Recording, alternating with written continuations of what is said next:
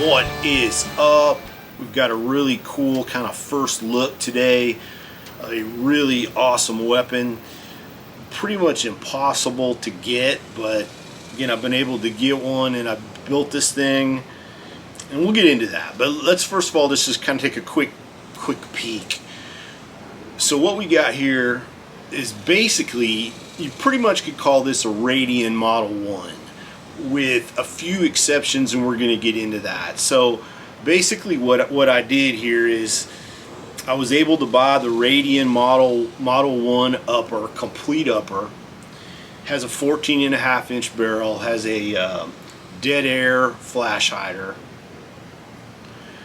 And I don't know if you've seen the delivery times on these complete uppers, but they're like, 12 to 15 months. But I had a friend at a gun store had one and figured I'd want it, and I was like, absolutely. So here we go.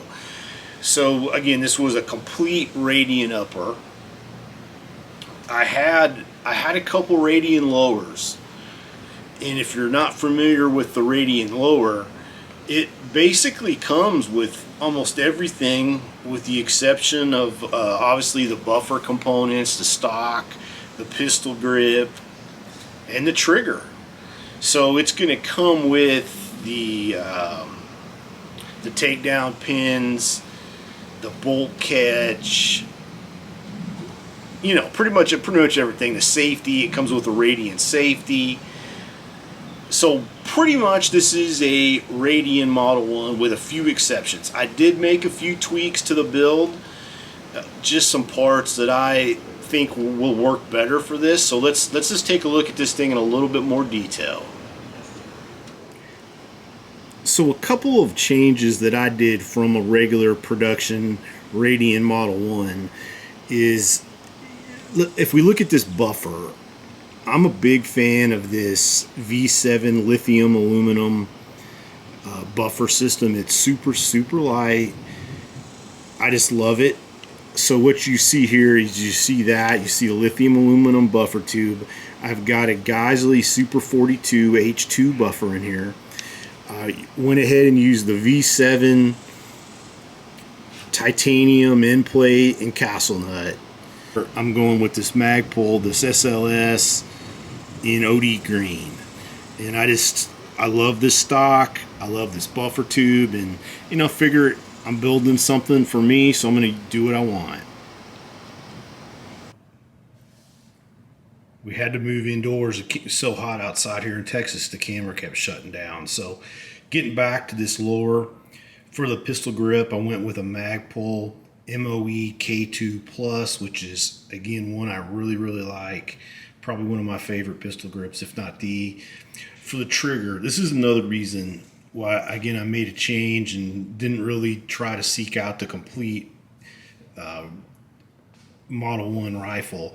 And I think they put a AR gold trigger in there now, or they've went back and forth with a couple of them, but I really don't like that. So what we're running in this one is a Timney trigger, a 2-stage Timney, which is kind of a first for me. I'm normally very much into the Geisley SSA, SSAE, some of the super dynamic stuff. So we'll see how that goes.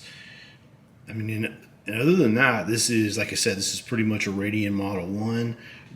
Just a couple impressions. This rail, albeit very solid, very tough, is also pretty heavy. And this whole rifle is pretty heavy.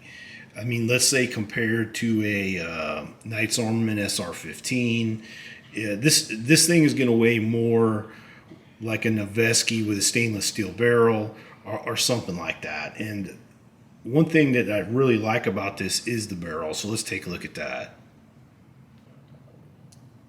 Here we've got the dead air flash hider, which I haven't ever ran one of these, but I'll tell you one thing that's kind of cool is it's pretty hard. I can't really get this thing to ping, like a lot of these 3-prong ones. And what I was saying, again, that handguard is very heavy. You could probably beat someone to death with it. Very heavy. This barrel, I really like this barrel a lot.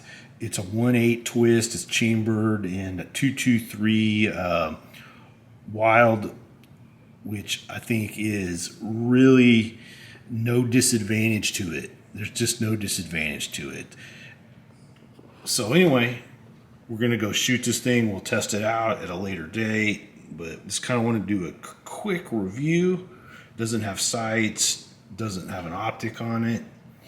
We're probably going to run with something like this Vortex.